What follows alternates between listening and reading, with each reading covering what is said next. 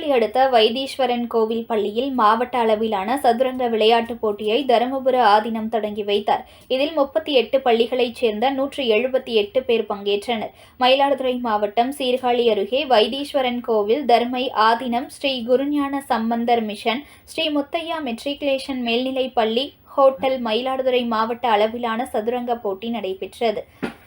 தர்மை ஆதீனம் 27வது குருமகா சன்னிதானம் ஸ்ரீலஸ்ரீ மாசிலாமணி தேசிகன் ஞானசம்பந்த பரமாச்சாரியா சுவாமிகள் குத்துவிளக்கு ஏற்றி போட்டிகளை துவக்கி வைத்தார்.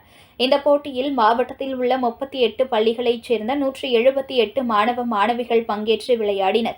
சதுரங்க நடுவர் தலைமையில் 20 பேர் கொண்ட உடற்பயிற்சி ஆசிரியர் குழு நடத்தி வெற்றி பெற்ற மாணவர்களை தேர்ந்தெடுத்தனர். கிராமப்புற பள்ளிகளைச் சேர்ந்த மாணவ மாணவிகள் பங்கேற்று தங்களது திறமையை வெளிப்படுத்தும் விதமாக விளையாடி எதிராளிகளை திணறடித்தனர். இந்த போட்டிகளில் 14, 17, 19 வயதிற்குரிய பிரிவுகளில் தனித்தனியாக ஆண்கள் மற்றும் பெண்கள் பிரிவில் பரிசுகள் மற்றும் சான்றிதழ்கள் வழங்கப்பட்டது.